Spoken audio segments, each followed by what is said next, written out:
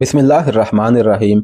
आप तारक बिन ज़ियाद को सज़ा दे सकते हैं। अब्दुल अजीज़ ने मूसा बिन नसीर से कहा, उसे इस हक से महरूम नहीं कर सकते कि वह उंदलस का पहला अमीर होगा। आप खामोश नहीं रह सकते अजीज़, उसकी बीवी एजिलोना ने कहा। आपके वालिद सिपा सालार आला हैं। उंदलस में किसी को अमीर मुकर्रर करना उनकी जिम्मेदारी है। ये आपसे ज़्यादा तजर्बाकार हैं। ये जिसे इस काबिल समझेंगे उसे उंदलस का अमीर बनाएंगे। तारक किसी भी मुल्क का फातेह हो सकता है। वह बहुत ही काबिल जर्नैल हो सकता है और है भी। रारक को शिकस्त देना कोई मामूली कारनामा नहीं, लेकिन किसी मुल्क का अमीर बनने के लिए जिन औसाफ और खूबियों की ज़रूरत होती है वो काबिलियत तारक बिन ज़ियाद में नहीं, वो आप में मौजूद हैं अजीज़। मुझ में? अब्दुल अजीज़ ने हैरान होकर कहा। हाँ, एजिलोना ने कहा, आप में अमीर उंदलस बनने की खूबियाँ मौजूद हैं। आप एक अजीम बाप के बेटे हैं। इस अजीम बाप को तो खलीफा होना चाहिए था। इन्होंने आपकी तरबियत अपनी शख्सियत और अपनी अजमत के मुताबिक की है। मैं मानती हूँ कि इस्लाम मसावात का हुक्म देता है। इस्लाम में आका और गुलाम में कोई फर्क नहीं, लेकिन जो आदमी गुलामी में जवान हुआ हो उसे आज़ाद कर दो, उसे अपने सर पर बिठा लो। वो आप पर जान कुर्बान कर देगा, लेकिन वो आका नहीं बन सकता, क्योंकि आका बनने की जो सलाहियत होती है वो उससे महरूम है। एजिलोना बोलती जा रही थी और मूसा बिन नसीर खामोशी से सुन रहा था। एजिलोना का हुस्न तो बेमिसाल था ही, लेकिन उसके बोलने का अंदाज उससे कहीं ज्यादा हसीन बल्कि सहर अंगेज था। उसकी आवाज में तरन्नुम था। मूसा बिन नसीर जहां दीदा और मुअम्मर आदमी था, वो एजिलोना को गहरी नजरों से देख रहा था, जैसे उस हसीन चेहरे को पढ़ने की कोशिश कर रहा हो। अब्दुल अजीज जवां साल आदमी था। उसने एजिलोना के हुस्न से मशहूर होकर उसके साथ शादी की थी। वो तो उस पुरशबाब औरत की एक एक अदा पर मरता था। अब एजिलोना ने बागियों के सर कुचल कर अब्दुल अजीज के दिल में कोई और ही मुकाम पैदा कर लिया था। उसी रात को जब अब्दुल अजीज और एजिलोना अपने सोने के कमरे में गए तो अब्दुल अजीज ने फिर वही बात छेड़ दी जो मूसा के पास बैठे हो रही थी। एजिलोना, अब्दुल अजीज ने कहा, मैं तारक बिन जियाद के खिलाफ कोई बात बर्दाश्त नहीं कर सकता। तुम उसे अभी तक गुलाम समझती हो और मुझे उससे बरतर करार देती हो। मैं देख रहा हूँ कि अरबों और बर्बरों को दो अलग कौमें कहा जा रहा है, और ये भी कि अरब के बाशिंदे बर्बरों से बरतर हैं और ज्यादा काबिल एहतराम। हकीकत यह है कि जिसने इस्लाम कबूल कर लिया उसके दिल से बरतर और कमतर का इम्तियाज मिट गया। अल्लाह की निगाह में बरतर वो है जो अल्लाह से ज्यादा डरता है। एजिलोना सिर्फ हसीन ही नहीं थी, वो किसी पेशावर सहारा से कम ना थी। उसकी जुबान में जादू का असर था। उसे मालूम था कि किस मौके पर किस किस्म के नाजो अंदाज की जरूरत होती है। उसने देखा कि अब्दुल अजीज तारक बिन जियाद के खिलाफ कोई बात बर्दाश्त नहीं कर सकता, तो उसने पैंतरा बदल लिया।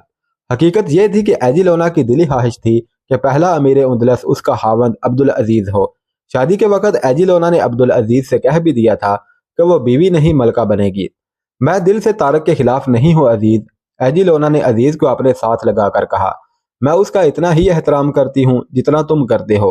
मैं तुम्हारे सामने उसकी तारीफ करने से डरती हूँ कि तुम इस वहम में न पड़ जाओ कि तुम्हारी निस्बत मुझे तारक बिन जियाद अच्छा लगता है। मैं तारक को कमतर नहीं समझती। अब्दुल अजीज एजिलोना के रेशम जैसे मुलायम और मरमरी शानों पर बिखरे हुए बालों का लमस अपने गालों पर महसूस कर रहा था, और उन बालों से उठती हुई खुशबू उसे महमूर कर रही थी। उसके साथ एजिलोना की मुतरन्नम आवाज और उसके साथ उसके नीम उरियां जिस्म का गुदास।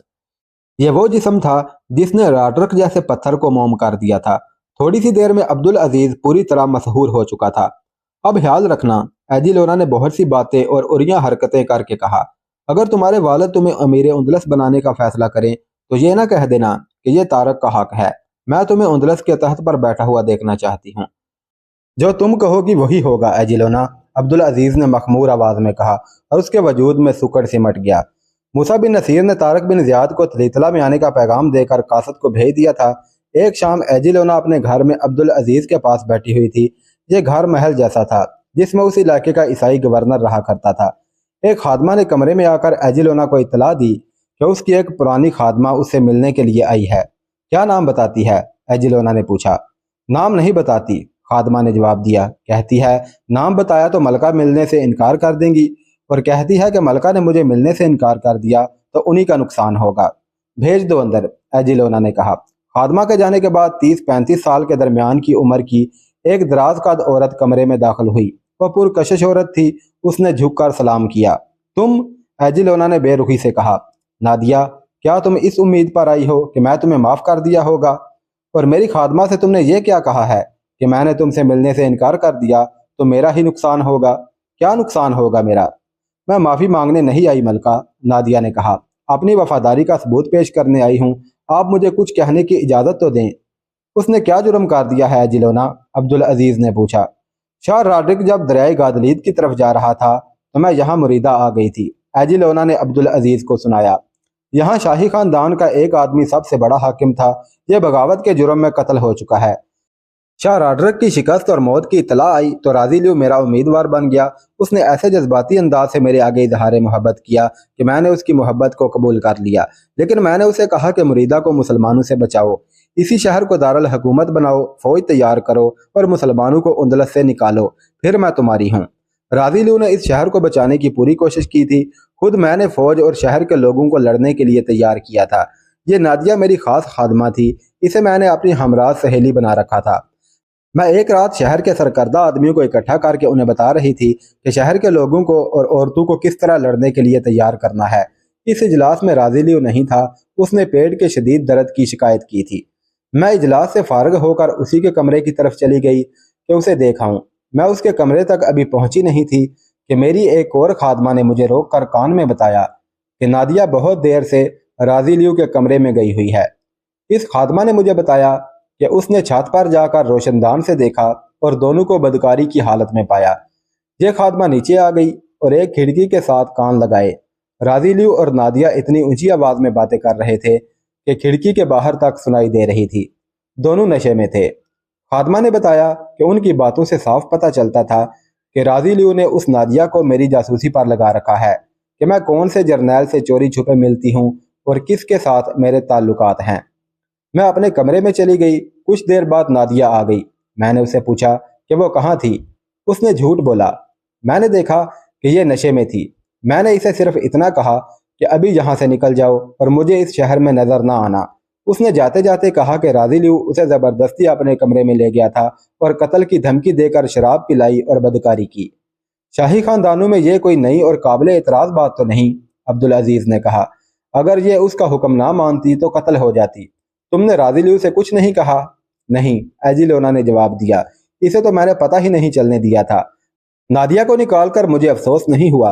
मुझे पहले भी किसी ने बताया था कि यह है तो हादमा, लेकिन राजी लियो को उसने मुट्ठी में ले रखा है। वो तो जो हुआ सो हुआ, अब्दुल अजीज ने कहा। अब इससे पूछो कि ये क्यों आई है। इसने कहा है कि अपनी वफादारी का सबूत पेश करने आई है। हाँ बताओ, एजिलोना ने नादिया से पूछा। क्या सबूत पेश करने आई हो? बैठ जाओ।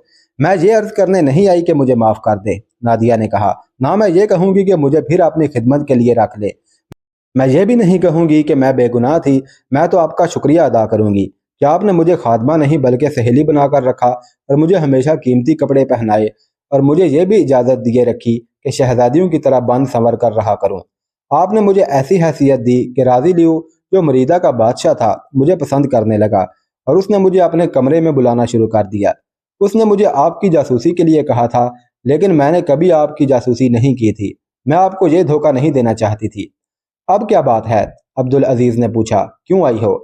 मलका एजिलोना के कत्ल की साजिश हो रही है, नादिया ने कहा, और इसके लिए मुझे तैयार किया जा रहा है। और जिस तरह मुझे तैयार किया जा रहा है ये आप सुनकर हैरान रह जाएंगे। हाँ हाँ, अब्दुल अजीज ने कहा। इत्मीनान से सुनाओ, हम सुनेंगे। मैं मुरीदा से कुछ दूर एक गांव में रहती हूँ, नादिया ने कहा। मैं वहाँ एक बहुत बड़े जमींदार के घर की आया हूँ। उसके बच्चों की देखभाल करती हूँ। उस जमींदार को मैंने बता दिया था कि मैं मलका एजिलोना की खास खादमा हुआ करती थी। एक रोज जमींदार ने मुझे कहा कि मेरे साथ चलो, मैं तुम्हें एक साहर के पास ले चलूंगा। वो तुम्हारी किस्मत बदल देगा और तुम्हें फिर महल में नौकरी मिल जाएगी। मैं उसके साथ चली गई। वो साहर उसी गांव में रहता था। मैंने पहले कभी उसे उस गांव में नहीं देखा था। वो नया नया आया था। उसने मुझे अपने सामने बिठा लिया और पूछा कि मैं क्या चाहती हूँ। मैंने उसे बताया कि मैं मलका उंदलस की खास खादमा थी और ज़रा सी गलती पर मलका ने मुझे शहर से निकाल दिया है। मलका ने मुझे अपनी सहेलियों जैसी हैसियत दे रखी थी। मैं चाहती हूँ कि मलका मुझे फिर अपनी नौकरी में ले ले। मैंने ये ख्वाहिश अपने दिल में छुपा ली थी और मैं किसी को नहीं कहना चाहती थी कि वो मेरी ये ख्वाहिश पूरी कर दे। मालूम नहीं मेरे इस जागीरदार आका को मेरे साथ इतनी हमदर्दी क्यों पैदा हो गई थी कि उसने खुद ही मुझे कहा कि चलो, मैं उस सहर से ऐसा सहर करवाऊंगा कि तुम्हें महल में वही मुकाम फिर मिल जाएगा। मैंने ये सोचकर भी अपनी इस ख्वाहिश को दबा लिया था कि मलका एजिलोना अब मलका नहीं रही। کیونکہ اندلس کے تمام بڑے شہروں پر مسلمانوں کا قبضہ ہو گیا ہے اور شاہ راڈرک مارا جا چکا ہے۔ پھر بھی میں ملکہ کے پاس آنا ہی چاہتی تھی۔ میں اپنے نئے آقا کی ہمدردی پر دل ہی دل میں بہت خوش ہوئی۔ ساحر نے مجھ سے میری خواہش پوچھی تو میں نے بتا دی۔ اس نے میری کنپٹیاں انگلیوں سے آہستہ آہستہ ملنی شروع کر دیں اور اس کے ساتھ ہی اپنے انگوٹھے میرے ماتھے پر آہستہ آہستہ رگڑتا رہا۔ اس نے مجھے کہا کہ اس کا عمل ایسا ہے جو الٹا کیا جاتا ہے، اس لیے میں وہ الفاظ دہراتی جاؤں جو وہ کہتا ہے۔ اس نے مجھے کہا کہ ملکہ ایجلونا کا چہرہ اپنے سامنے لاؤ اور اس کی آنکھوں میں آنکھیں ڈال کر دیکھتی رہو۔ میں ملکہ کا تصور اپنے سامنے لائی اور اس کی آنکھوں میں آنکھیں ڈال دی۔ ساحر نے کہا کہ میں اس کے الفاظ دہراؤں۔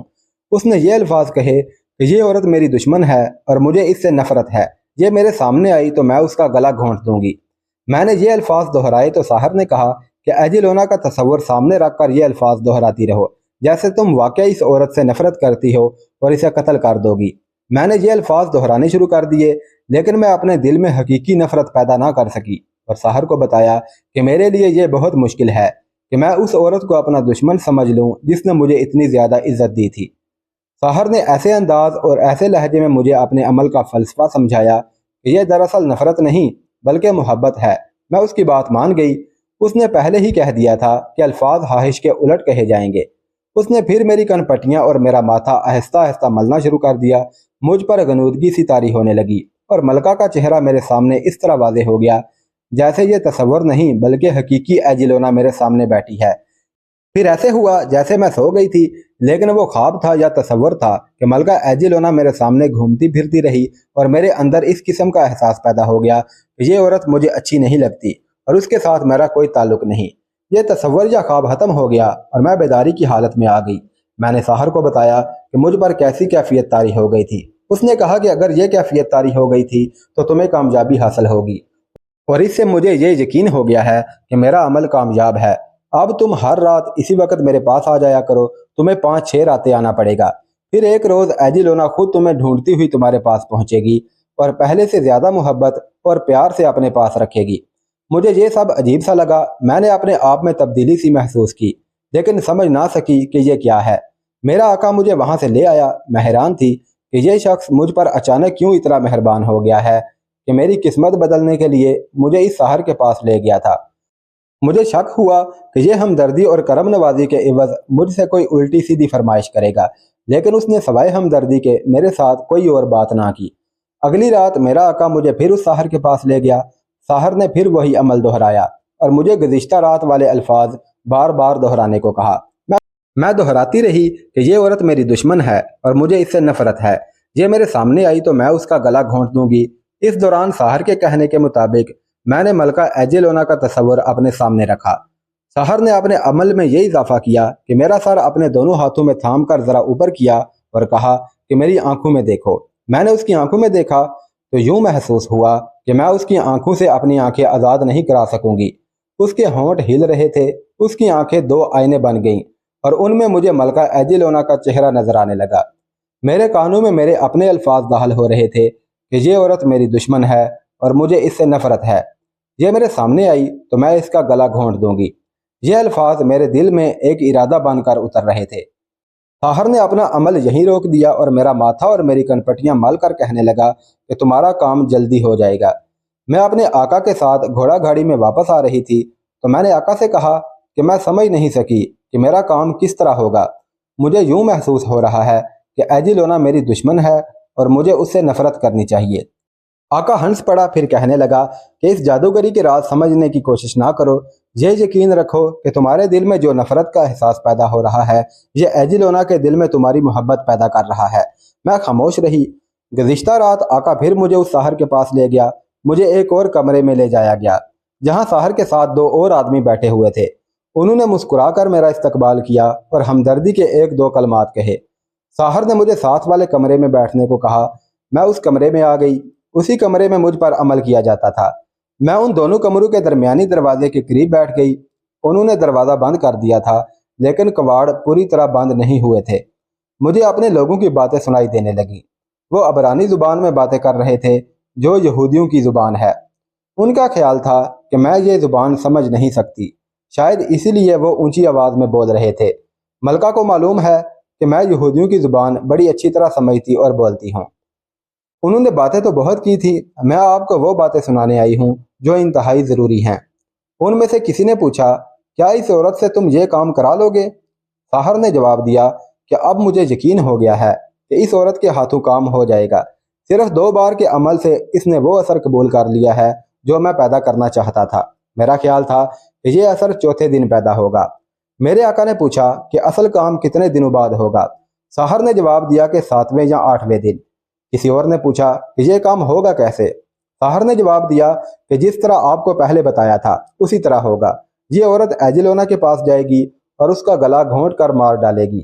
ایک نے پوچھا کہ اگر پکڑی گئی تو بتا نہ دے گی کہ اس پر تم نے کوئی عمل کیا تھا؟ ساحر نے جواب دیا کہ اس کے ہوش و حواس اپنے قبضے میں ہوں گے ہی نہیں، یہ بولے گی ہی نہیں، ہر کسی پر چڑیلوں کی طرح حملہ کرے گی اور اسے قتل کر دیا جائے گا، آپ فکر نہ کریں۔ ایک نے کہا کہ ہم یہی معلوم کرنے آئے تھے۔ میرا آقا بولا کہ ایجلونا کو زندہ نہیں رہنا چاہیے، اس نے ہمارے تمام آدمی اور بہت ہی قیمتی آدمی پکڑ کر مروا دیے ہیں۔ ساحر نے کہا کہ میں تم لوگوں پر کوئی احسان کرنے نہیں آیا، میں انتقام کی آگ میں جلتا ہوا آیا ہوں۔ یہودیوں نے اس ملک میں اپنی باعزت جگہ بنا لی تھی، مسلمانوں نے یہودیوں کو اعلیٰ رتبے دے دیے تھے، جاگیریں بھی دے دی تھیں، سب کچھ چھن گیا۔ یہ اس شیطان ایجلونا نے کرایا ہے۔ اس بدبخت کو معلوم نہیں کہ یہودی زمین کے نیچے سے وار کرتا ہے۔ ہم کامیاب ہوں گے، یہاں پھر عیسائی بادشاہت قائم ہوگی۔ ہماری کامیابی کی نشانی یہ ہے کہ ہمیں ایسی موضوع عورت مل گئی ہے جو کسی رکاوٹ کے بغیر ایجلونا تک رسائی حاصل کر سکتی ہے۔ عبدالعزیز کا چہرہ غصے سے لال ہو گیا۔ ایجلونا کے ہاتھ کانپنے لگے۔ پھر کیا ہوا؟ عبدالعزیز نے کہا۔ فوراً بولو، ہم تمہیں انعام و اکرام سے مالا مال کر دیں گے۔ پھر یہ ہوا، نادیہ نے کہا۔ یہودی ساحر اس کمرے میں آیا۔ میری حالت یہ تھی کہ میرا جسم کانپ رہا تھا۔ پہلے تو میرے دماغ میں آئی تھی کہ ساحر کے آنے سے پہلے ہی بھاگ جاؤں، پھر میں یہ سوچ کر آ گئی کہ میں بھاگی تو یہ لوگ بھی بھاگ جائیں گے۔ ساحر آیا تو اس نے میرے سامنے بیٹھ کر وہی عمل شروع کر دیا۔ اس نے کہا کہ ایجلونا کا تصور اپنے سامنے لاؤ، تو میں ملکہ کا چہرہ اپنے سامنے لائی ہی نہیں۔ میں روزمرہ والے الفاظ دہراتی رہی لیکن اپنے آپ کو بیدار رکھا اور کچھ دیر بعد اس کا عمل ختم ہو گیا۔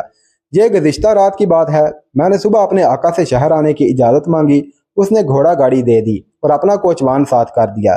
میں نے کوچوان کو شہر کے دروازے سے ہی واپس بھیج دیا ہے، اسے کہا ہے کہ میں خود ہی شام کو آ جاؤں گی۔ میں نے کوچوان سے یہ بھی کہا ہے کہ آقا کو کہنا کہ جہاں ہم روزانہ جاتے ہیں وہاں جانے سے بہت پہلے آ جاؤں گی اور وہاں چلیں گے۔ میں آپ دونوں کو یہی اطلاع دینے آئی ہوں۔ میں ملکہ سے یہ عرض نہیں کروں گی کہ مجھے پہلے والی نوکری میں لے لیں۔ میں ملکہ کی محبت اور شفقت کا صلہ دینے آئی ہوں۔ ملکہ نے میری بہت پذیرائی کی ہے۔ مجھ سے جو غلطی ہوئی تھی اس پر یہ مجھے قتل بھی کروا دیتی تو ان سے کون باز پرس کر سکتا تھا، لیکن انہوں نے مجھے زندہ و سلامت شہر سے نکل جانے کی اجازت دے دی۔ میرے دل میں ملکہ کی جو محبت ہے وہ کبھی مر نہیں سکتی، کم نہیں ہو سکتی۔ میں نے اپنا فرض ادا کر دیا ہے۔ تم شام سے بہت پہلے واپس چلی جانا، عبدالعزیز نے نادیہ سے کہا۔ میں تمہیں اپنی بھگی پر واپس بھیجتا لیکن میری بھگی دیکھ کر تم پر شک ہوگا۔ ہمیں اس گاؤں کا راستہ اور وہ گھر سمجھا دو جس میں یہ ساحر ٹھہرا ہوا ہے۔ تم اپنے آقا کے ساتھ وہاں چلی جانا، باقی کام ہمارا ہے۔ نادیہ، ایجلونا نے کہا، تم نے میری محبت کا حق ادا کیا ہے، میں تمہاری محبت کا حق ادا کروں گی۔